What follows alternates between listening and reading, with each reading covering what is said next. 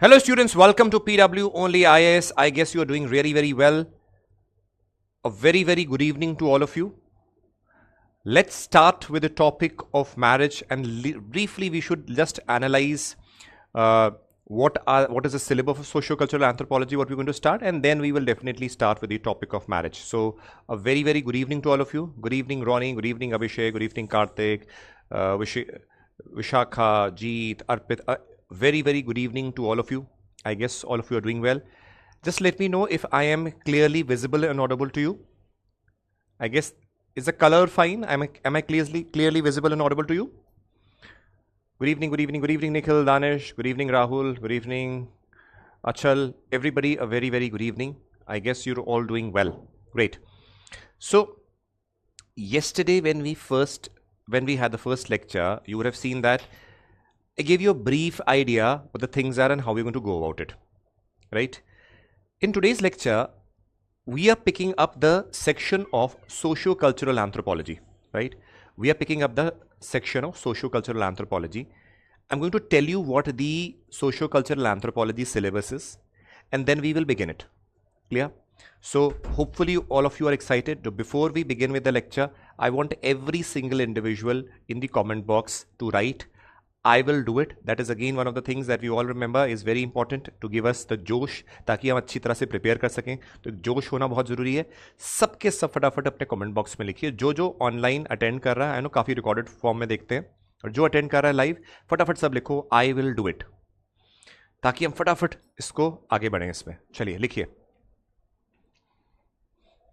Quickly.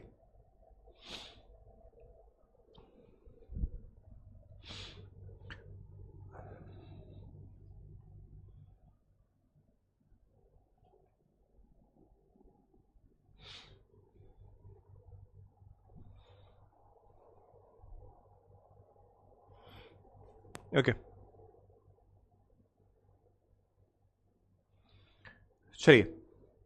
Now see over here, when we talk about the socio-cultural anthropology syllabus. Wonderful, great. Very nice. See over here, when we talk about the socio-cultural anthropology, yesterday we saw कि paper 1 में, right? Paper 1 में, yes, Shriram, sir, should we make the macro notes in the class? Wait, Shriram, whatever I'm writing, whatever I'll write on the board now, keep on writing it down. ठीक है? Right now I'm just telling you the syllabus. I'm already making you write. So आप वो लिखते रहना साथ साथ. वो actually आपके macro notes का ही part है. जब PDF आपकी अपलोड होगी तो उसमें और थोड़ी एक्स्ट्रा चीज़ होंगी. जो आपको लगता है कि मैं उस PDF से अपने नोट्स में डाल सकता हूँ वो साथ साथ डालते रहिएगा. क्लास में जो मैं लिखवाऊंगा सब कुछ लिखते रहिएगा. ठीक है? मैक्रो नोट्स क्या होते हैं? अगेन रिमेंबर, जो मैं क्लास में लिखवा रहा हूँ वो और प्लस PDF, क्योंकि जो मैं लिखवाऊंगा बहुत सारा कंटेंट होगा. मैं उस PDF से कुछ लगा एक्स्ट्रा है अपने में ऐड कर लिया, वो आपके मैक्रो नोट्स से उसको बार बार रिवाइज करते रहिएगा. ठीक है? चलिए. When we talk about socio-cultural anthropology, please remember that it has various parts and ingredients. ठीक है? Various parts and ingredients है. उसमें से एक पार्ट होता है Nature of Culture 2.1 unit. How many of you downloaded the syllabus? Have you all downloaded the syllabus? I told you. Syllabus download करके देखा, उसमें यूनिट पेपर 1 का यूनिट जो है 2.1, यहाँ से सोशो कल्चरल एंथ्रोपोलॉजी स्टार्ट होता है.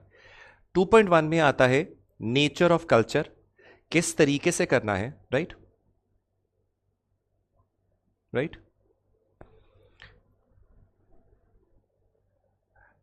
अब नेचर ऑफ कल्चर में आप देखिएगा कि बहुत सारे कॉन्सेप्ट्स है. कॉन्सेप्ट्स, कैरेक्टरिस्टिक्स, कल्चर, बहुत सारे डायमेंशंस एंड टॉपिक्स हैं. देन नेचर ऑफ सोसाइटी क्या होता है, सोशल ग्रुप्स क्या होते हैं, सोशल स्ट्रैटिफिकेशन क्या होती है, कॉन्सेप्ट ऑफ सोसाइटी क्या, सोसाइटी एंड कल्चर क्या है, ये सारी चीज़ें. एक चीज़ याद रखिएगा, ये वाले 2 टॉपिक होते हैं हम सोशो कल्चरल एंथ्रोपोलॉजी में after doing these marriage and बाकी कॉन्सेप्ट्स तब करते हैं. इसका रीज़न समझिए. बिकॉज जब आपने मैरिज, फैमिली, किनशिप वगैरह सब कर लिया होता है तो already you know what culture is, then it becomes easier to understand this. तो when we complete from 2.13 till the anthropological theories, जब वो कर लेते हो तो these things become very easy. So we do at the last. Next topic जो है वो है मैरिज, जो हम आज स्टार्ट एक्चुअली करेंगे. मैरिज में अगेन डेफिनेशन मैरिज की क्या होती है, यूनिवर्सैलिटी मतलब कि क्या marriage is universal everywhere, every culture, क्या हर जगह मैरिज होता है या नहीं होता, these are the discussions which will take place. Laws of marriage, उस मैरिज के अंदर exogamy, hypergamy, endogamy, hypogamy, incest, taboo, ये आ जाते हैं, कुछ हैं laws of marriage. Type of marriage में आएगा monogamy, polygamy, polyandry, group marriage.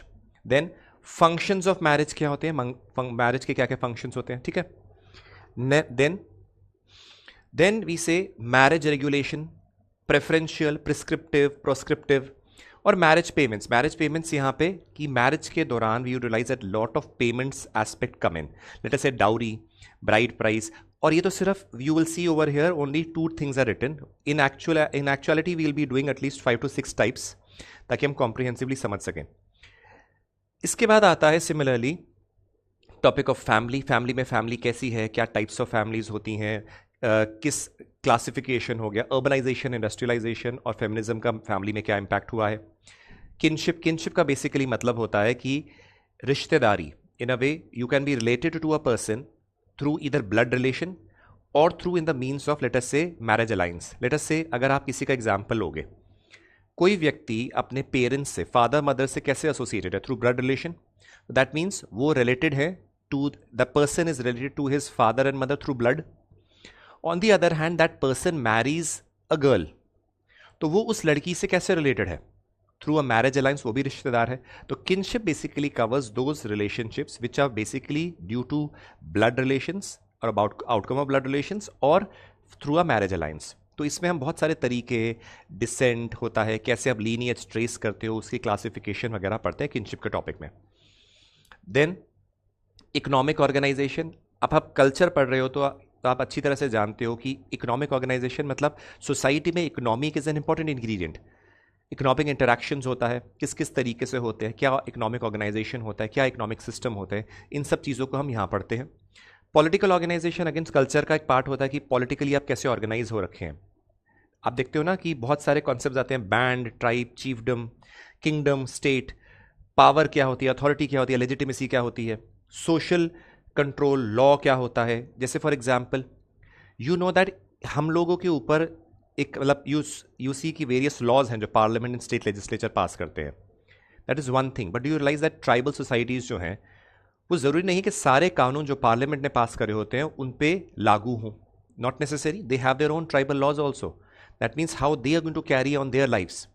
So we will consider and study them also in the political organisation. Next एक बड़ा इंटरेस्टिंग टॉपिक है रिलीजन.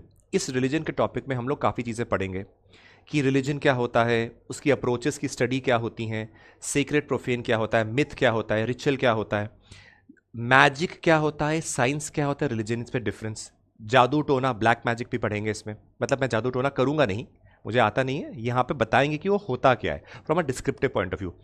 चुड़ैलें क्या होती हैं, विच क्राफ्ट वगैरह, वो भी पढ़ेंगे थोड़ा बहुत यहाँ पे. अब when you have completed till religion, उसके बाद आता है थ्योरीज. थ्योरीज एक सबसे इंपॉर्टेंट इंग्रेडिएंट है सोशियो कल्चरल एंथ्रोपोलॉजी का. इसमें जब आपने मैरिज से लेकर रिलीजन तक करा होता है तो आप लोगों को बहुत ध्यान से प्लीज एक लाइन सुनिएगा जो मैं कह रहा हूं. अगर अभी ध्यान नहीं देंगे तो आगे जाके सेम सवाल पूछेंगे, then it will not, you will not be able to understand it. जब आप मैरिज से लेकर रिलीजन तक का टॉपिक कंप्लीट करते हैं तो आप लोगों को बहुत सारी चीजें पता लग जाती हैं. बट याद रखिएगा जब तक आप थ्योरी नहीं करते ना, वो जो गैप्स होते हैं वो फिल नहीं होते. कई लोग बोलते हैं कि let us start with the theories, but वो प्रॉब्लमैटिक हो जाता है क्योंकि आपको बेसिक सोशो कल्चरल एस्पेक्ट्स पता होने चाहिए, तभी थ्योरीज थोड़ा समझ में आएंगी. जब आपने फिर वो मैरिज से लेकर रिलीजन कर लिया होता है और ये जो थ्योरीज हैं, classical evolutionary, historical particularism, functionalism, structuralism, cultural personality school, new evolutionism, cultural materialism, symbolic, interpretive, cognitive theory and post modernism. ये जो थ्योरीज होती हैं जब ये कर लेते हैं आप, तब आपको सोशो कल्चरल एंथ्रोपोलॉजी प्रॉपर्ली समझ आता है. Then you are able to do a nature 2.1 and 2.2 भी बहुत आसानी से हो जाता है 2 दिन के अंदर. ये पूरा सोशो कल्चरल एंथ्रोपोलॉजी है. एक चीज़ याद रखिएगा, जब आप सोशो कल्चरल एंथ्रोपोलॉजी देखते हैं या फिजिकल एंथ्रोपोलॉजी देखते हैं, एग्जामिनेशन में आप इन चीज़ों को बहुत रिगरसली आपको करना ज़रूरी है क्योंकि क्वेश्चन इसी तरीके से फ्रेम्ड होते हैं कि जैसे एक सवाल आता है. आप याद रखिएगा यूपीएससी के एग्जामिनेशन में, एक मिनट, नेक्स्ट पार्ट आपका आता है कल्चर लैंग्वेज कम्युनिकेशन, ये अगेन एक आधा दिन में हो जाता है। और ये नेक्स्ट है रिसर्च मेथड। रिसर्च मेथड मतलब ये आपने जो स्टडी करी होती है सोशियो कल्चरल की, किन किन मेथड से करी है। अब एक ध्यान से एक चीज देखो, जब भी हम सोशियो कल्चरल एंथ्रोपोलॉजी को बोलते हैं कि सर क्या यह जरूरी है पढ़ना, फिजिकल एंथ्रोपोलॉजी कर लेते हैं, ज्यादा स्कोरिंग हो सकता है या नहीं हो सकता, बहुत लोगों के व्यूज हैं। ये व्यूज कौन से हैं? जो कुछ टॉपर्स की आप बातें सुनते हैं। अब जो मैं बता रहा हूं बहुत ध्यान से सुनिए, यूपीएससी में जो आपके क्वेश्चंस आते हैं वो कैसे होते हैं देखो। यूपीएससी का एक पेपर, लेटर से पेपर 1, उसमें क्या होता है, क्वेश्चन नंबर 1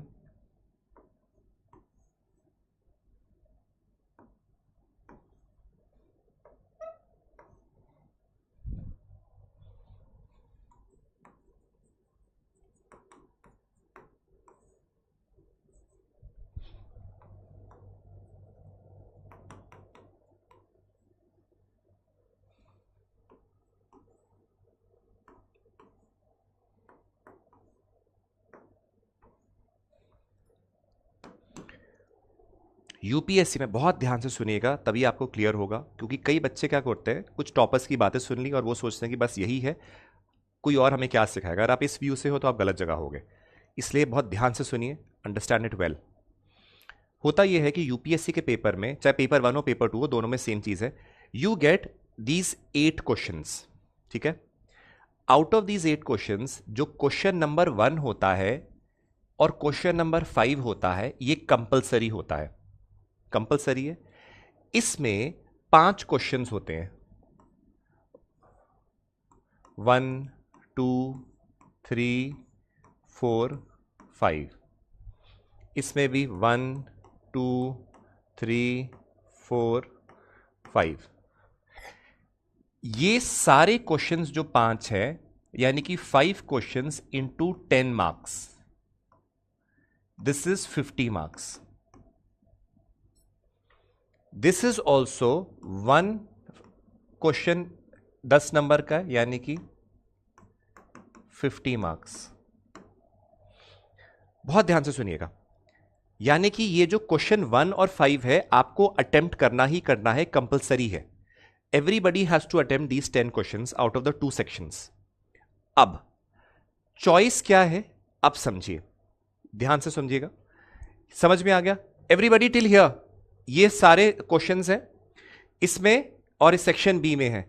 जो सेक्शन ए का पहला क्वेश्चन है कि क्वेश्चन नंबर 1 होगा, उसके 5 पार्ट हैं और आपको ये क्वेश्चन पूरा कंपलसरी है, यानी कि आपको ये पांचों के पांचों क्वेश्चन अटेम्प्ट करने हैं, जो कि 10-10 नंबर का एक होगा, and 50 marks over here also 50 marks. Now comes the choice.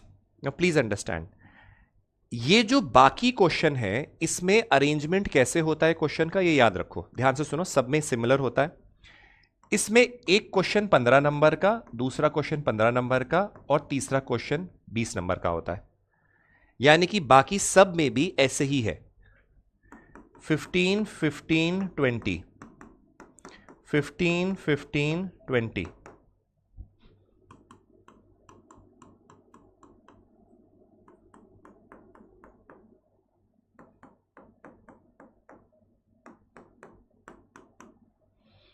Now understand this, 15 15 20। अब होता क्या है, आपको बोला क्या गया है चॉइस का, they tell you that you have to attempt only 3 questions out of these 6 questions.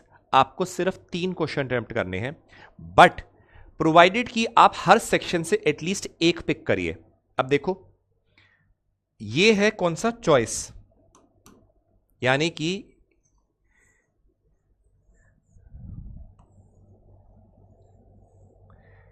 Section A में ये 3 क्वेश्चन है और सेक्शन बी में 3 है। आपको अटेम्प्ट कितने करने हैं, 3 क्वेश्चन, प्रोवाइडेड कि आप एटलीस्ट ऐसा नहीं कर सकते इसमें कि तीनों की तीनों इसी सेक्शन से कर लिए या तीनों की तीनों इसी सेक्शन से कर लिए। You have to attend minimum at least एक क्वेश्चन यहां से, 2 वहां से, या 2 यहां से, या 1 वहां से, या 1 यहां से, या 2 वहां से। So that means in total 3 questions, but और एटलीस्ट 1 क्वेश्चन from 1 section। यानी कि इसका मतलब कि आपको लगा कि मेरे को ये दो तो कंपलसरी हैं, आपके पास अब चॉइस है, आपको लगा कि यार ये क्वेश्चन बहुत बढ़िया है, इसको अटेम्प्ट करता हूं, फिर आपको लगा नहीं ये समझ नहीं आ रहा, तो आप इन तीनों में से दो अटेम्प्ट कर लो। या ये हो सकता है कि यहां से आपको लगा नहीं ये थोड़े आसान है, ये दो अटेम्प्ट कर लिए, यहां से एक कर लिया। सो वो आप पे डिपेंड करता है। अभी तक everybody just tell me, have you all understood the format of the paper of the optional, कि किस तरीके से आपको अटेम्प्ट करना है? एवरीबडी कंपलसरी, अब यहां पे आप जानते हैं 10 नंबर का होगा तो उसको साइड्स कम मिलती हैं। 10 नंबर में आपको 2 साइड्स मिलती हैं। 1 page is equal to 2 sides, आगे पीछे, ठीक है ना। एक पन्ने की 2 साइड्स होती हैं। 10 नंबर के लिए 2 साइड्स मिलती हैं आपको लिखने के लिए। 15 नंबर के लिए आपको 3 साइड्स मिलती हैं और 20 नंबर के लिए आपको 4 साइड्स मिलती हैं, यानी कि 2 पेज। क्लियर है? अब आता है गेम जो यूपीएससी आपके साथ खेलता है। अब देखिए ध्यान से, यूपीएससी में क्या है, पहले होता था कि लोगों को लगता था कि फिजिकल एंथ्रोपोलॉजी पढ़ लो, स्कोरिंग है, वहां पर सवाल शायद पेपर 1 में उससे ज्यादा आ जाएंगे, तो हम दूसरे सेक्शन से कम कर लेंगे। People have their own presumptions. That is why I tell you, जो टॉपर आज से कुछ साल पहले रहा होगा, जो उसकी बातें कही हुई होंगी, वो जरूरी नहीं है आज शायद रत्ती भर भी रेलेवेंट ना हो। उसका रीजन है कि उस टाइम जो स्ट्रैटेजी चल रही थी जरूरी नहीं अब ना हो। अब यूपीएससी क्या कर रहा है, सुनो, वो ये जो 3 क्वेश्चन है ना, आजकल क्या करता है, एक क्वेश्चन देता है फिजिकल एंथ्रोपोलॉजी से, एक क्वेश्चन देता है वो कल्चरल एंथ्रोपोलॉजी से, एक हो सकता है वो आर्कियोलॉजी से दे दे। सिमिलरली ऐसा ट्रेंड ये बाकी क्वेश्चन में भी कर रहा है। तो इसलिए अगर आप ये सोचो कि हम फिजिकल एंथ्रोपोलॉजी पढ़ के चला जाऊं और सोशियो कल्चरल पार्ट छोड़ दूंगा, तो होगा क्या, फंस जाओगे, क्योंकि आपको फिर अटेम्प्ट नहीं कर पाओगे क्वेश्चन। इसलिए आपको प्रॉपरली पढ़ना जरूरी है। अब कई बोलेंगे सर इतना ज्यादा क्यों पढ़ने की जरूरत पड़ती है? देखो, प्रिपेयर सिविल सर्विस के लिए कर रहे हो, कोई छोटा मोटा एग्जाम तो ये है नहीं, इसलिए मेहनत आपको करनी पड़ेगी। क्योंकि ये जो ऑप्शनल का होता है, इट इज क्लोज टू, एक समझ लीजिए एमए लेवल ही होता है, जो कि आपको कुछ मंथ्स में हम करते हैं। So that is why it is important कि आप इसको अच्छी तरह से समझ लीजिए। जब आपने इतना समझ लिया है, अब हमारे लिए आसान है कि हम आगे प्रोसीड कर सकते हैं। तो पहला topic out of the socio cultural anthropology that you are basically doing is the topic of marriage. जब मैं मैरिज का टॉपिक कराऊंगा, अब देखो ध्यान से, हमने अभी यूपीएससी का सिलेबस देखा था कि मैरिज का टॉपिक है। उस मैरिज के टॉपिक में सिलेबस क्या मेंशन था, मैंने उसी सिलेबस को क्या करा है, पॉइंट वाइज लिख दिया, जो कि पैराग्राफ में यूपीएससी ने दिया था। ठीक है, अब सबसे इंपॉर्टेंट चीज, we are now beginning the journey of UPSC के एंथ्रोपोलॉजी के ऑप्शनल की। सो मेरी आप लोगों को यही एडवाइस है, कुछ चीजें बता रहा हूं उसको ध्यान से सुन लीजिए। इस जर्नी में ये कोई 10 दिन 20 दिन या 1 महीने की जर्नी है, इट टेक्स फ्यू मंथ्स। ये बहुत टायरिंग होती है, ये बहुत इरिटेटिंग भी होती है, क्योंकि सिविल सर्विस की प्रिपरेशन इरिटेटिंग है। इसी के साथ साथ ये याद रखिएगा, जिस जिस मकसद के लिए आपने इस जर्नी को चूज करा है, या जो भी आपके दिमाग में रहा होगा, और मोस्ट एक्सपेक्टेडली एक पॉजिटिव सोच आपके दिमाग में रही होगी, उसको दिमाग में रखकर आपको आगे बढ़ना है। कोई चीज़ नहीं समझ में आ रही है, आप मुझे बताइएगा, I can repeat it again. कई बच्चों का सोच होता है कि सर क्लास पूरी हो जाए, लास्ट में सिर्फ कोई कमेंट देख लिया करो, बहुत बच्चों के व्यूज़ होते हैं। एक चीज़ याद रखो कि अगर मैं मैरिज की डेफिनेशन बता रहा हूँ और यहाँ पे चीज़ें लिंक्ड होती हैं, मैं अगर वो डेफिनेशन मैंने स्लाइड में लिख ली, उसके बाद मैं पूछूंगा किसी को प्रॉब्लम है, आगे बढ़ेंगे, नहीं है तो आगे ऑब्वियसली बढ़ जाएंगे। अगर किसी को प्रॉब्लम है तो आई एक्सप्लेन इट। मैं अगर पूरा सब कुछ कर लूं और लास्ट में अगर मैं पूछूं तो क्या होगा, वो बच्चा पहले आगे भी कुछ नहीं समझ पाएगा। इसलिए याद रखिएगा, जैसे कोई कॉन्सेप्ट पढ़ रहे हैं, कोई कॉन्सेप्ट कंप्लीट हुआ, I ask you tell me क्या समझ में आया क्या नहीं आया, then we can obviously discuss that, and उसके बाद हम आगे बढ़ेंगे। Clear? Now let us begin this journey. Are you all excited? करें बिगिन? सब एक्साइटेड है इस जर्नी के लिए? मेहनत करनी होगी, इसमें कोई डाउट नहीं है, बट ये याद रखना है कि आप कर सकते हैं। ठीक है, क्या क्या प्रॉब्लम्स आएंगी अभी, उसमें से सबसे मेजर प्रॉब्लम ये होगी कि सर आप डेफिनेशन लिखवा रहे हैं, उसको याद कैसे करना है, कैसे होगा, ये सबके साथ होता है। जब मैं फर्स्ट डे खुद अपना पढ़ रहा था कि क्या क्या सिलेबस ऑप्शनल का होता है, व्हेन वी वर प्रिपेयरिंग, हमें भी अजीब लगा था या डर लगा था कि क्या क्या है। आज जब मैं आपको करवा रहा हूं, आपको सिर्फ और सिर्फ सुनना है और लिखना है जो मैं आपको बताऊंगा। हर एक एक लाइन, हर एक एक डेफिनेशन के बाद हम लोग समझेंगे उसका मीनिंग क्या है, क्या कहना चाहता है, कैसे याद करना है। अब जो चीजें बता रहा हूं उसको ध्यान से सुनिए। डेफिनेशन ऑफ मैरिज जो है, यहां पे होता क्या है, हम बहुत सारे थिंकर्स होते हैं, उनके जो वर्ड्स होते उन्होंने कहा होता है, ठीक है, ठीक है, क्या बोला अभी, अगर समझ लीजिए कि जो थिंकर ने जो चीजें बोली हैं, आपको इसका मतलब ये नहीं होता है 100% सेम चीज आती हो। कीवर्ड्स होते हैं डेफिनेशन में, वो याद रखने होते हैं, बाकी थोड़ा बहुत अपने लैंग्वेज में लिख सकते हैं। जिस बच्चे ने ये डेफिनेशंस को याद नहीं करा, वो ये पूरे के पूरे चैप्टर में फंस जाएगा। तो अब सुनिए ध्यान से, जो मैं आज करा रहा हूं, हो सकता है सारी डेफिनेशन तो नहीं होंगी, समय लगेगा। जितनी जितनी डेफिनेशन मैं साथ साथ करा रहा हूं, आप घर जाके अगले दिन कुछ भी हो या रात को उसको रिवाइज करेंगे। अगर आप रिवाइज करोगे तो आपको याद रहेगा। Please make sure. इस चैप्टर के लिए खासकर, ये मैरिज का चैप्टर आपके सोशियो कल्चरल एंथ्रोपोलॉजी के चैप्टर का बेस फॉर्म करता है, इसलिए इस चैप्टर को बहुत ध्यान से पढ़ना जरूरी होता है। और उसमें सबसे इंपॉर्टेंट है डेफिनेशन। इस डेफिनेशन से आप यूनिवर्सैलिटी प्रूव करोगे, इसी डेफिनेशन से आप इसके जो फंक्शंस होते हैं उनके व्यूज हो गए, मैरिज के कॉन्सेप्ट्स हो गए, इन सबको प्रूव करोगे, इसलिए आपको याद करना पड़ेगा। ठीक है, आगे बढ़ते हैं। कोई बच्चा पूछ रहा है अगर मुझे सेक्शन ए में सब आता हो और सेक्शन बी में नहीं आता हो तो सेक्शन ए कर सकते हैं। अभी मैंने सेम चीज बोली, क्या बोला मैंने अभी, आप लोग ध्यान से सुनते नहीं, क्या बोला मैंने? यूपीएससी ने क्या कहा है, डायरेक्शन सुनो मेरी बात। व्हाट डिड आई से? UPSC says attempting at least one question from one section. आप वो वायलेट नहीं करोगे तो बहुत बढ़िया, आपने तीनों करे, आपके दो को अटेम्प्ट करेंगे, तीसरा काट दिया जाएगा। आपके ऑलरेडी 50 नंबर उड़ चुके हैं, टाटा बाय बाय हो गए 50 number, simple. That is what the thing is, it will straight away just fly. So please, जो चीज आपको समझा दी गई, आप यूपीएससी के एस्पिरेंट्स है, आपके लिए जो डायरेक्शन यूपीएससी ने लिखा है वो एक लाइन है, आपको वो करना जो यूपीएससी कह रहा है। अगर आपका मन करता है वो करने का जो आपका मन करे, तो यूपीएससी उसको कोई अवार्ड नहीं देगा, जीरो कर देगा, उसको वैसे भी काटने में बहुत आसानी होती है। If it is saying that this is a boundary you can not cross, that means it is a boundary. आप अपनी थ्योरीज उसमें नहीं लगा सकते हैं। There is a rule and that rule has to be followed. Everybody, is it clear? Let's move ahead. Definitions, चलिए सबके सब अपना पेन और पेपर निकालिए, लिखते हैं। अब जो मैं आपको लिखवा रहा हूं ये बेसिकली डेफिनेशंस हैं जो अलग अलग थिंकर्स ने, अलग अलग लोगों ने मैरिज के लिए दी हैं। जब तक सारी डेफिनेशंस होंगी तब तक अभी सिर्फ उसको लिखो, समझो, मैं आपको समझाऊंगा। कोई इतनी R&D मत लगाओ, क्योंकि आपको अभी वो समझना है जो थिंकर कह रहा है, अपना दिमाग मत लगाइएगा, क्योंकि हर थिंकर का अपना व्यू होता है।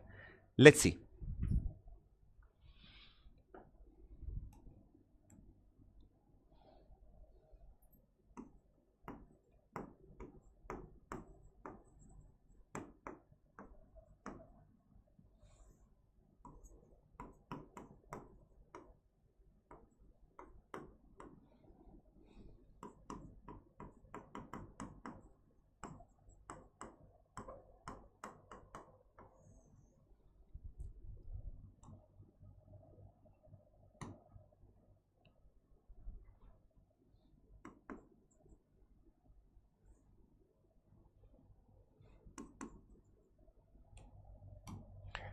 पहले थिंकर का नाम है George Peter Murdock,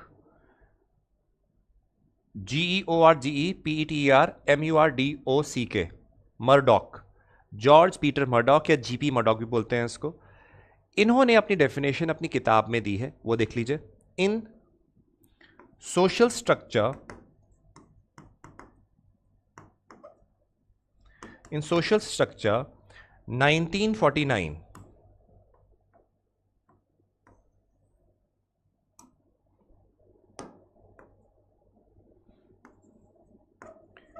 he defines marriage as a universal social institution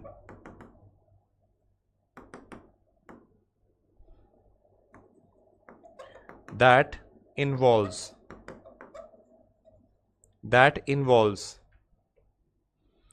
residential cohabitation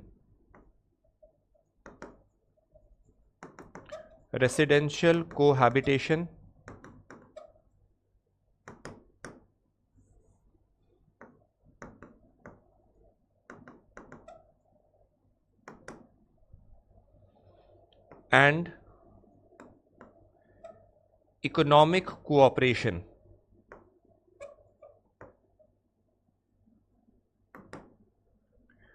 and leads to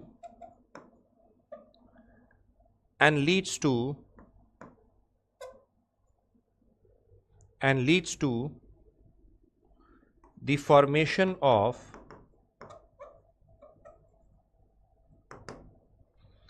a nuclear family.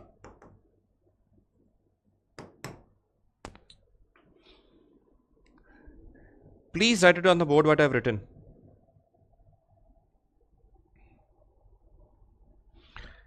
George Peter Murdock जो हैं वो एक प्रोमिनेंट थिंकर हैं, ठीक है। उन्होंने क्या लिखा है, उन्होंने अपनी किताब सोशल स्ट्रक्चर में एक डेफिनेशन दी है। वो बोलते हैं मैरिज एक यूनिवर्सल सोशल इंस्टीट्यूशन है that involves residential cohabitation, economic cooperation and that leads to a nuclear family. अब इसमें कुछ कीवर्ड्स हैं जो इंपॉर्टेंट है, जो आपको पता होने चाहिए। देखो उन्होंने क्या बोला, उन्होंने बोला मैरिज एक यूनिवर्सल इंस्टीट्यूशन है,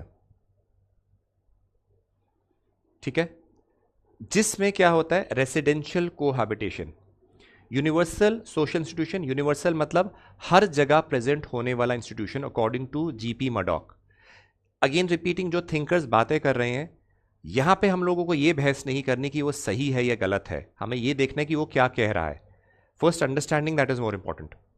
उसने बोला वो यूनिवर्सल सोशल इंस्टीट्यूशन है, यानी कि ये इंस्टीट्यूशन जो है वो हर जगह प्रेजेंट है और इसमें रेसिडेंशियल कोहैबिटेशन होता है। रेसिडेंशियल कोहैबिटेशन मतलब साथ में रहना, यानी कि residential cohabitation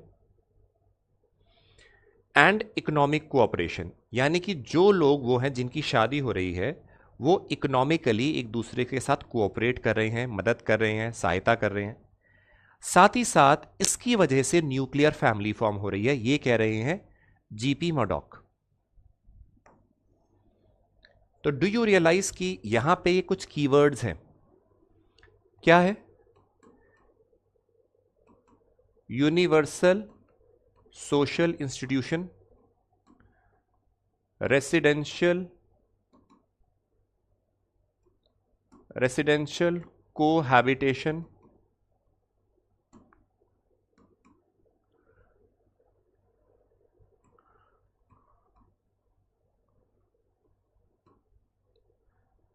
economic cooperation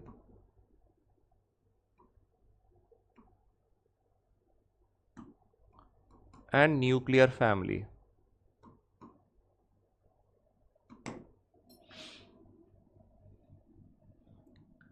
sir why is it called institution? अभी समझते हैं, firstly I will explain you why it is called an institution. It is important, बहुत अच्छा सवाल है। पहले अभी तक आपको जितना पढ़ा है ये समझ में आया। अभी after this I will explain why it is called an institution, that will we all also understand. बाकी चीजें क्लियर है before I explain the why it is called an institution? आपको याद रखना है क्योंकि ये कोई इंपॉर्टेंट थिंकर है जो इन्होंने किताब मेंशन करी है। मैं सारे थिंकर्स की बुक से डेट्स नहीं लिखवाऊंगा, बट कुछ कुछ इंपॉर्टेंट है, यू हैव टू राइट, उससे नंबर एक्स्ट्रा मिलते हैं। देखिए बड़ा सिंपल है। GP Murdock in his book Social Structure 1949 defines marriage as a universal social institution which involves क्या, रेसिडेंशियल कोहैबिटेशन होता है, इकोनॉमिक कोऑपरेशन होता है और वो न्यूक्लियर फैमिली फॉर्म करते हैं। क्लियर? Everybody clear? यहां तक क्लियर है सबको? जल्दी बताइए, be quick in your response, जल्दी जल्दी बताया करो, इतनी देर लगाओगे तो फिर कैसे होगा?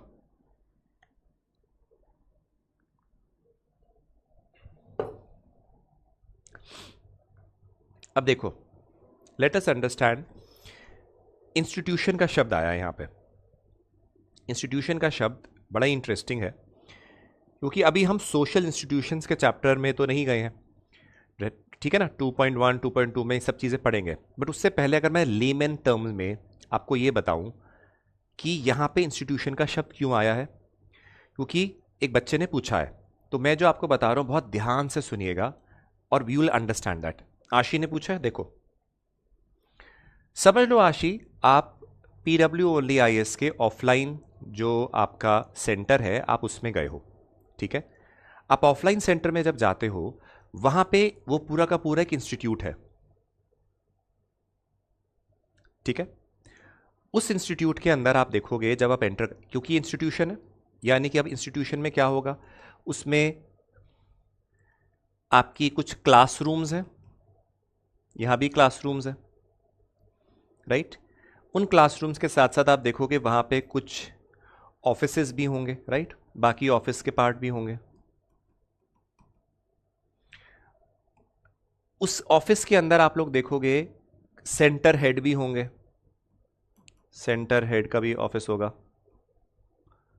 राइट। यहां पे एक अकाउंट्स डिपार्टमेंट या अकाउंट्स सेक्शन भी होगा, एंड भी बहुत सारी चीजें होती हैं, ठीक है, राइट, क्लियर। अब आप ये देखोगे, अगर आप ये देखोगे, इसमें एक इंपॉर्टेंट चीज है। इंपॉर्टेंट चीज क्या है कि अगर मैं बोलता हूं कि ये सारी चीजें एक इंस्टीट्यूशन का एक इंटीग्रल पार्ट है, यानी कि इंस्टीट्यूशन में ये सारी चीजें होती हैं तभी वो इंस्टीट्यूट बना है, क्योंकि वहां लोग हैं, वहां बच्चे हैं, वहां बच्चे हैं, साथ साथ वहां एक मैनेजमेंट है, मैनेजमेंट के साथ साथ एक कोई इंफ्रास्ट्रक्चर है। अब मैरिज में क्या है, मैरिज में क्या है, और आप एक चीज और समझ लीजिए कि ये सारी चीजें कैसे चल रही हैं, ये कुछ रूल्स एंड रेगुलेशंस के साथ चल रही होंगी। दैट मीन्स ये सारा का सारा में क्या है, कुछ रूल्स होंगे, आपको डिसिप्लिन मेंटेन करना पड़ेगा, स्टूडेंट्स को, मैनेजमेंट को भी, स्टाफ को भी अच्छी तरह से चलेगा ताकि। अब अगर मैं मैरिज को देखूं,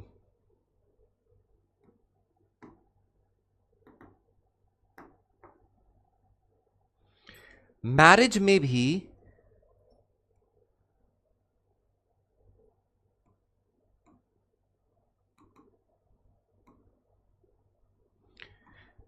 में भी सिमिलर तरीके की चीजें देखी जाती हैं। जैसे मैरिज के अंदर क्या रूल्स एंड रेगुलेशंस होते हैं कि भाई आपको जैसे आपकी क्या कास्ट है, उस कास्ट के हिसाब से आपकी मैरिज भी डिटरमिन होती है। इंटर कास्ट मैरिजेस में कभी कभी बोलते हैं प्रॉब्लम हो जाती है, मना कर रहे हैं।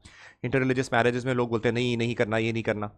तो do you realise we can say that in a way इसके अपने रूल्स एंड रेगुलेशंस हैं,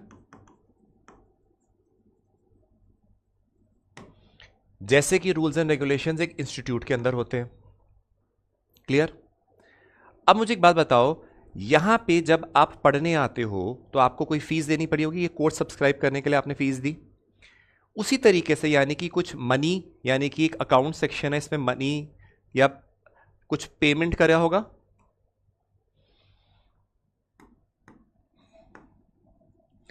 मैरिज में भी अलग अलग तरीके के मैरिज पेमेंट्स होती हैं। जैसे मैंने बोला कहीं कुछ में ब्राइड प्राइज होती है, या डाउरी का सिस्टम होता है, गिफ्ट एक्सचेंज होता है, ये बहुत सारी चीजें और होती है। तो we see that in a वे यहां भी मैरिज पेमेंट्स होते हैं।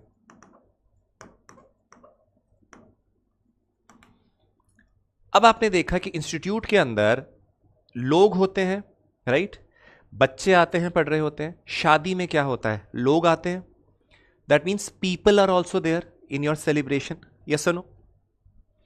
यहां चिल्ड्रन है, यहां पे पीपल, जिसमें आपकी मैरिज सेरेमनीज हो रही हैं।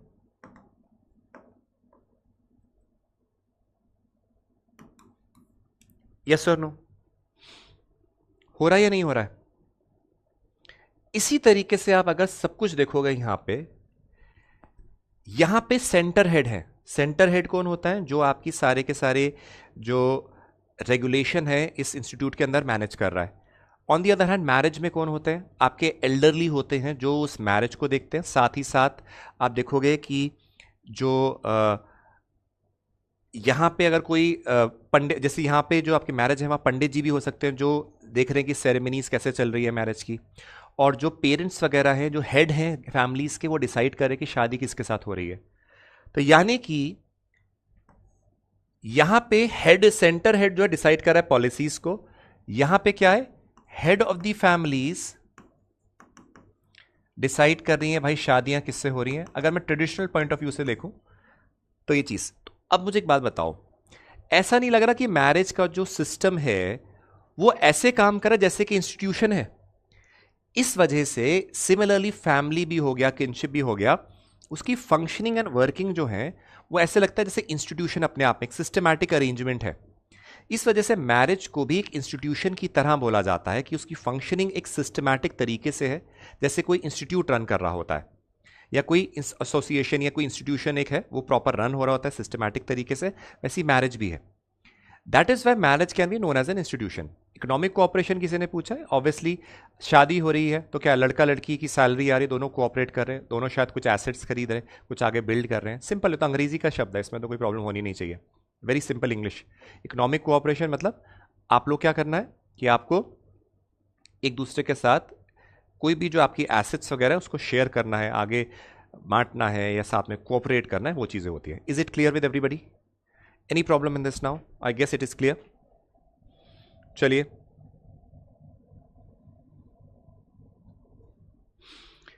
हमने एक डेफिनेशन करी जो कि है जीपी मडॉक की। एक चीज याद रखिए, मैं जब दोबारा से हम लोग सारी हम जब डेफिनेशंस कर लेंगे तब हम दोबारा से इनमें आएंगे और फिर हम एक्सेप्शंस ढूंढने की कि डेफिनेशन गलत क्यों है या क्या प्रॉब्लम्स है। वो हमें मदद करेगा यूनिवर्सैलिटी के कॉन्सेप्ट को समझने में, जो सेकंड टॉपिक था मैरिज में। तो अभी फोकस करिए सिर्फ डेफिनेशंस को पढ़ने में, समझने में, ठीक है? चलो, नेक्स्ट आता है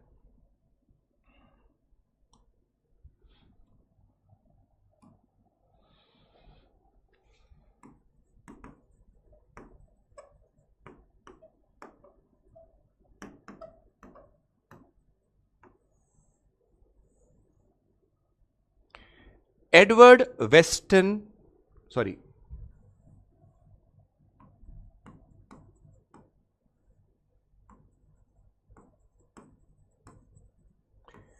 एडवर्ड वेस्टनमार्क, लिख लीजिए। एडवर्ड वेस्टनमार्क, एडवर्ड वेस्टनमार्क क्या होता है लिख लीजिए। व्यक्ति हैं, क्या बोलते हैं ये?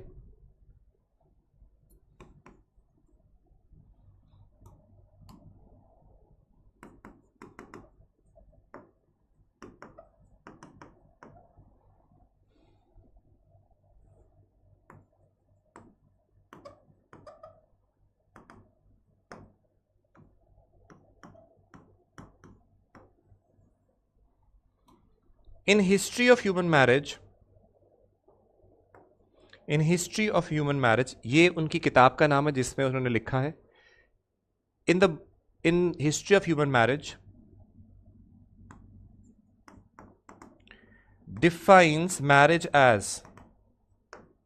defines marriage as a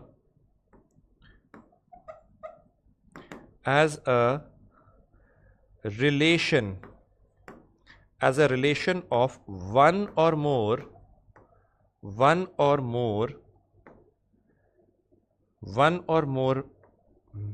men to one or more women। पहली बात, ये मैरिज को डिफाइन करता है as a relationship between one, as a relationship लिख सकते हैं या रिलेशन ही लिख सकते हैं। Defines marriage as a relation of one or more main, MEN, याद रखिएगा जब आप शब्द लिखते हैं MEN, मैन जो होता है वो सिंगुलर होता है, MEN मेन होता है।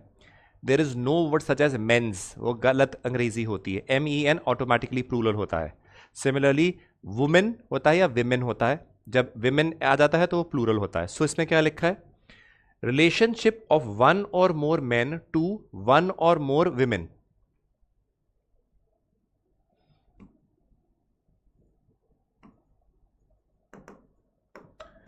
which is recognized by customs or law and involves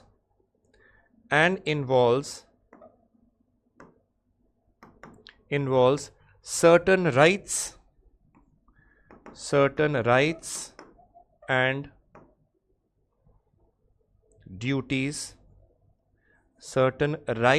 duties,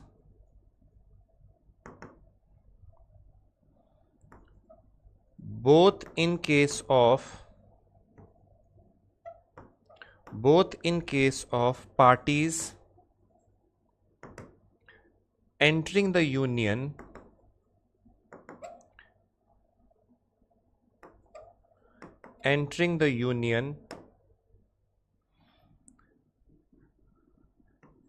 and in the case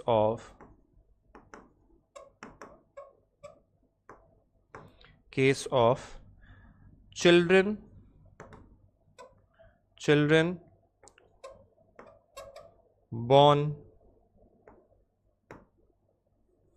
born of it.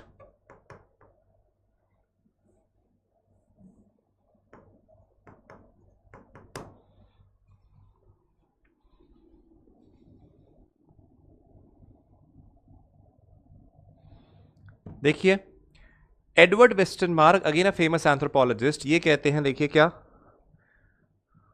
लिख लीजिए, ये कहते हैं कि he defines marriage as a relation of one or more main to one or more women.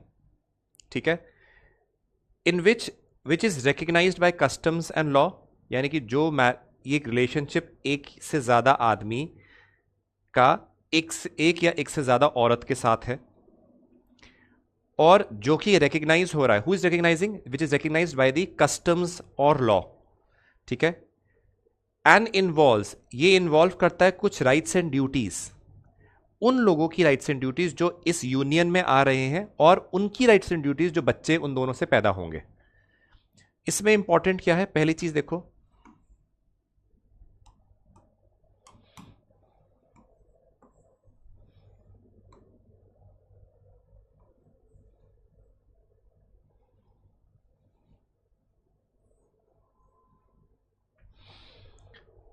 अब देखो याद कैसे करना होता है. पहली चीज क्या है? रिलेशन. अब हमें बहुत ध्यान से समझ लीजिए, रिलेशन में क्या है? इन anthropology remember, this triangle represents a man and this circle represents a woman. Two lines between or connecting them shows a relationship of marriage. Clear? Man, woman, and the relationship of marriage. If I cut this means they are divorced. If I put cross on any one of them, that means the person is dead. Clear? Now over here, can I say relationship between one man or with a woman? One man with multiple women. Similarly, a woman with multiple men. The first line of which says a relationship of one man, so that means क्या हो सकता है? एक से ज्यादा आदमी का नाता, एक से ज्यादा औरत, एक या एक से ज्यादा औरत. तो यह भी हो सकता है ना कि एक आदमी की बहुत सारी बीवी, या यह भी हो सकता है कि एक मर्द बहुत सारे हैं, औरत एक है, या यह भी हो सकता है कि बहुत सारे आदमी और उनकी बहुत सारे बीवी, यानी कि ग्रुप हो गया एक तरीके से, यह भी हो सकता है. सो यानी कि रिलेशनशिप है, यानी कि वन और मोर मेन का वन और मोर विमेन के साथ. एक चीज नेक्स्ट क्या है? रिकग्नाइज्ड है किसके थ्रू? Custom and law. और राइट्स एंड ड्यूटीज हैं किसकी? उनकी जो इस यूनियन में आ रहे हैं और उनकी भी जो बच्चे इसमें से पैदा हो रहे हैं, उनकी भी जो बच्चे इसमें से पैदा हो रहे हैं। क्लियर है? Is it fine? Right it down. Edward Mestermark, in the History of Human Marriage, defines marriage as a relationship of one or more men to one or more women, which is recognized by customs and laws and involves certain rights and duties, both in the parties entering the union and in case of the children born out of it.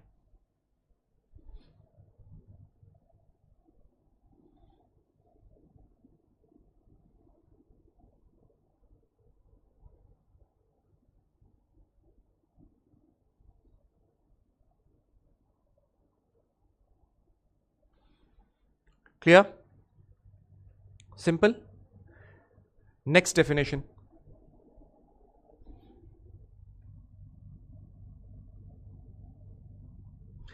क्योंकि हम काफ़ी सारी definition इसलिए करते हैं क्योंकि इसका reason होता है कि आपकी जो सारी डेफिनेशन है ये सब आपके पूरे चैप्टर ऑफ मैरिज को अंडरस्टैंडिंग के लिए, आंसर के लिए और समझने के लिए ज़रूरी है। आपको इनको याद करना पड़ता है क्योंकि ये मजबूरी है, खासकर इस मैरिज के टॉपिक में, क्योंकि यहाँ पे शॉर्ट करके, ये नहीं कि एक बार में होगा, याद रखिए एक बार में नहीं होता, मल्टीपल रिविजन्स करने पड़ते हैं।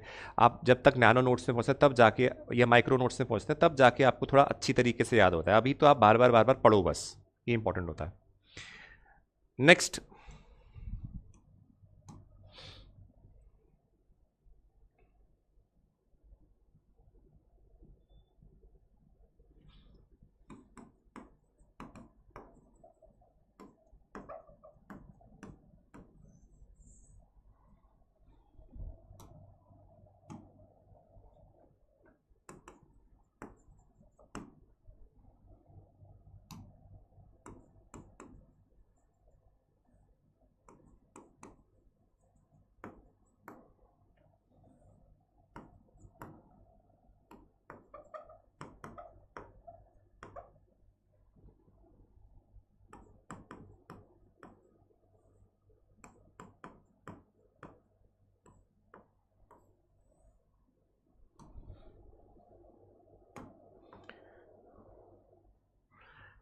कैथलीन गाओ, कैथलीन गाओ, राइट?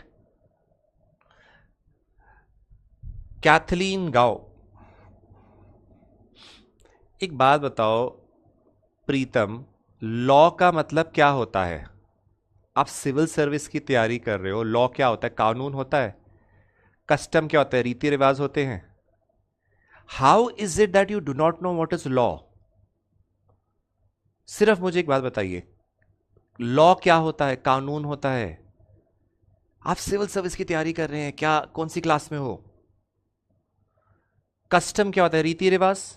लॉ क्या? कानून। आप, अगर मैं आपको ये चीज बताऊंगा छोटा सा कि लॉ क्या होता है, तो आप कैसे सिविल सर्विस में हर एक वर्ड को पढ़ोगे? ये तो क्लास 4th या 5th में भी पढ़ते हो कि लॉ क्या होता है। क्या प्रॉब्लम है मुझे बताओ, ऐसे कैसे चलेगा? See, understand, we are here to teach you. हम लोग सिविल सर्विस की तैयारी करते हो तो we expect students to know certain basics thing कि कानून या लॉ क्या होता है। Do you understand this? अगर कोई बोलेगा सर स्टडी का मतलब क्या होता है, हम लोग यहाँ पे एटलीस्ट इतना तो सोचते हैं कि एटलीस्ट ये बेसिक चीज तो आपको पता होगी। क्यों, क्या प्रॉब्लम है बताइए? कुछ इंग्लिश में प्रॉब्लम है या कुछ और चीज में प्रॉब्लम है? कस्टम्स क्या होता है? रीति रिवाज होते हैं। लॉ क्या होता है? कानून होता है। यस और no?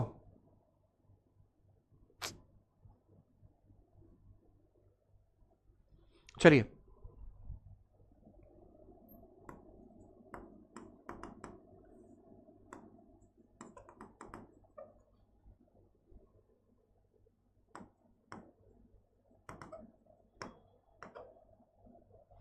it defines marriage as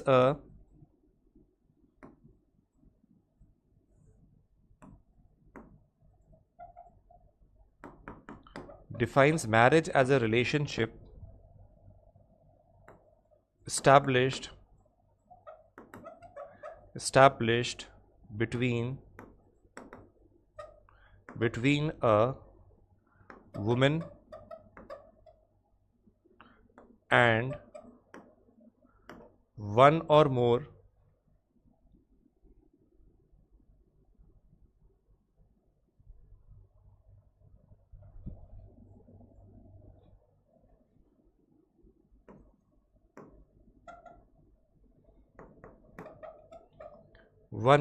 persons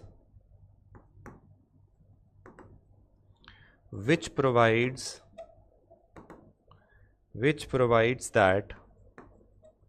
that a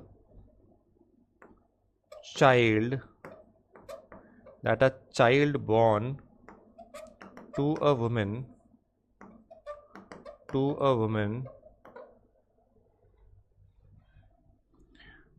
under circumstances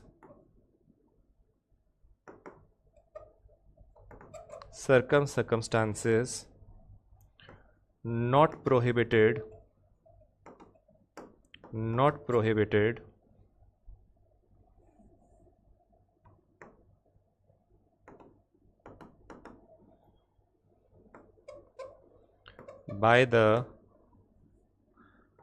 by the rules of the relationship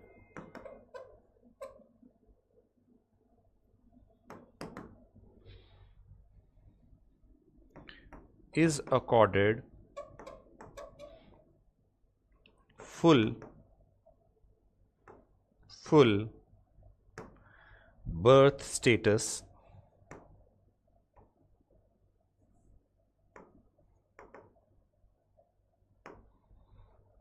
rights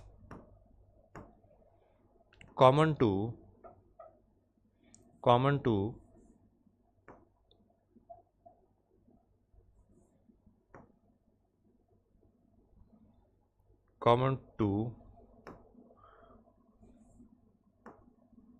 normal members of the society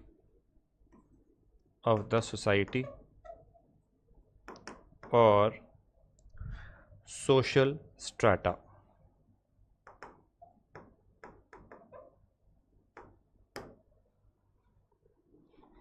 clear? अब ध्यान से सुनिए, study of the Nair community actually Kerala की कम्युनिटी होती है। हम जब आगे एक्सेप्शन करेंगे, जब आप डेफिनेशंस, अभी मैं चाहूँ तो आपको ये नायर कम्युनिटी का विजिटिंग हस्बैंड्स का कॉन्सेप्ट बता सकता हूँ, बट मैं चाहता हूँ अभी आप सिर्फ पढ़ो इसको, क्योंकि जब हम सारी डेफिनेशंस कर लेते हैं फिर दोबारा हम इसमें आते हैं, दोबारा से सेम डेफिनेशंस पढ़ेंगे और एक्सेप्शंस देखेंगे कि हर डेफिनेशन में प्रॉब्लम क्या है, तब हम यूनिवर्सलिटी कर पाते हैं। तब मैं आपको बताऊंगा कि ये जो नायर्स कम्युनिटी है वो क्या होती है, इसमें विजिटिंग हस्बैंड का कॉन्सेप्ट क्या होता है। फिलहाल के लिए अभी देख लीजिए कि क्या बता रहा है। मैरिज रिलेशनशिप है between a women and one or more persons. कुछ किताबों में पर्सन के साथ यहां पे मैन लिखा होता है, ठीक है, मैन लिखा है। Defines marriage as a relationship established by women और वन और मोर पर्सन्स, यानी कि man, that provides that a child born to a woman under the circumstances not prohibited by the rules of the relationship is accorded full birth status, rights common to the normal members of the society and the social strata, right? अब इसमें तीन चीजें हैं जो important है definition में याद करने के लिए। पहले, रिलेशनशिप किस चीज का है? A women with one or more persons, जो कि मैंने बोला कि मेन,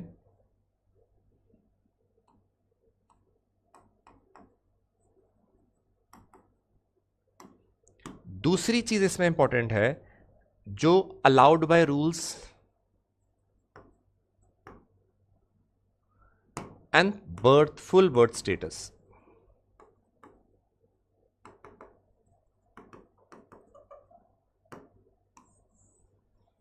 अब समझो क्या चीज है ये। देखिए, ये बोल रहा है मैरिज एक रिलेशनशिप है जहां पे ये एक नाता है एक औरत के बीच में एक औरत यानी कि एक लेडी के बीच में और वन और मोर मैन यानी कि एक या एक से ज्यादा आदमी या पर्सन्स, जिस नाते की वजह से यानी कि द रिलेशनशिप बिटवीन दिस एक वुमेन और मल्टीपल मैन की वजह से जो बच्चा पैदा होगा, बहुत ध्यान से सुनिए, पहली चीज क्या है, एक रिलेशनशिप है एक वुमेन का विद वन और मोर, ठीक है, with one or more persons या मेन, ठीक है, यानी कि एक औरत का एक से ज्यादा पर्सन या आदमी के साथ जो नाता है, इसकी वजह से क्या लिखा है, which provides that a child born to a women under the circumstances not prohibited by the rules of relationship, यानी कि जो इन कम्युनिटी के रूल्स है उसके अंतर्गत, अंडर दैट रूल्स, अगर इस औरत को बच्चा होता है जो कि रिलेशनशिप इस औरत का था, तो that case is accorded full birth right status common to normal members of the society और सोशल स्ट्राटा, सोसाइटी या सोशल स्ट्राटा, यानी कि इस रिलेशनशिप की वजह से अगर कोई बच्चा पैदा होता है और यानी कि उस रूल्स के हिसाब से जो सोसाइटी में अलाउड है, तो उस बच्चे को सारी सेम राइट्स मिलेंगी जो बाकी लोगों को मिली हैं, यानी कि सोसाइटी के जो बाकी लोग हैं उन जो राइट्स उनको मिली हैं वो सारी राइट्स उस बच्चे को भी मिलेंगी।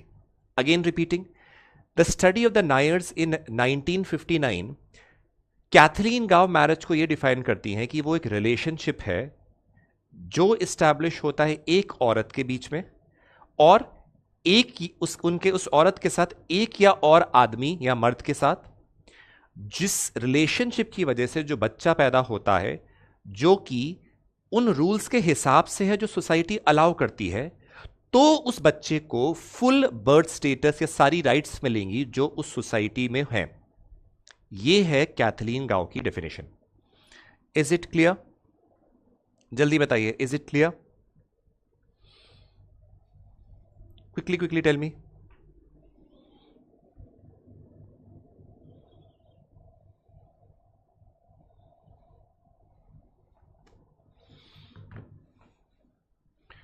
सो वील स्टॉप द क्लास यार, क्योंकि आपके कुछ डेज के लिए हम सिर्फ 1 आवर की है। टुमारो ऑनलाइन क्लासेस नहीं है हम लोगों की, क्योंकि सिर्फ सिलेक्टेड शायद कुछ होंगी, क्योंकि टुमारो इज गुरु नानक जयंती, सो उसके लिए ऑनलाइन क्लासेस कल नहीं है। So we'll be meeting again बाद में। अब एक चीज़ आपको, तब तक आप लोगों की मैं जो PDF है वो अपलोड करवा दूंगा आपके बैच में।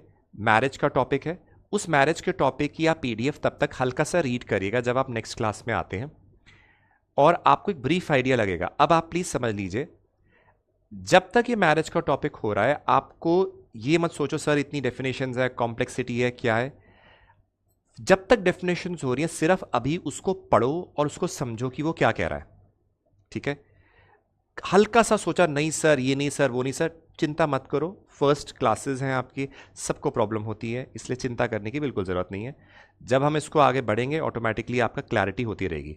जो आपका स्केड्यूल हमने फॉर्म करा था वो 2 आवर्स के बेसिस में था, क्योंकि अब 1 आवर हो रखी है तो थोड़ा सा मैरिज का टॉपिक थोड़ा सा दिन एक्सटेंड ज़्यादा होगा, क्योंकि रीज़न ये है कि हम सुबह से लेकर शाम तक ऑफलाइन क्लासेस चल रही है, हम right now in Lucknow, so that is why we are having 1 hour, later on it will be increased to 2.5 hours आपकी क्लास रहेगी हमेशा, ठीक है। तो होपफुली आपको अंडरस्टैंड हुआ, आपको समझ में आया। If you like the class, आपकी रेटिंग्स होती हैं, आप रेट कर सकते हैं। जब मैं आपकी रेटिंग्स देखता हूँ आपके नाम के साथ तो हमें भी खुशी मिलती है कि येस बच्चों ने रेट करा है, तो that also gives us happiness. तो if you like the class you can rate. हम इसी तरीके से, ठीक है, हम इसी तरीके से आप लोगों को आगे कंटिन्यू रखेंगे। आप अच्छी तरह से पढ़ाई करिए, फोकस करिए जो पढ़ाया है इस, ताकि तब तक आपका कोई भी प्रॉब्लम्स कोई भी इश्यूज होते हैं, we will be there to help you out. Confuse मत हो, कॉम्प्लेक्सिटी लाइफ में बात इंक्रीज करेगा। आराम से पढ़ो, जो डाउट्स हो पूछिए, ठीक है, we will be there to help you. जैसे आप लोगों को मैंने अभी बताया कि प्रॉब्लम है, कोई definition, I am helping you out, similarly आगे भी सारे टॉपिक्स में ऐसे ही करेंगे। इसलिए ये याद रखिएगा, as a mentor, as a person who's teaching you, we are there to help you to the max of our ability. But इसके बाद आपका रोल शुरू होता है कि आप क्या पढ़ रहे हैं। अगर आप पढ़ेंगे नहीं तो फिर again we can also not help. You have to do your role. ठीक है? Take care. All the best. God bless you. We'll be meeting in the next class. And as you always say at the end, Jai Hind. So please take care. अगर अच्छा लगा तो आप rating कर सकते हैं, आपकी रेटिंग हमें भी मदद करती है। God bless you. जय हिंद.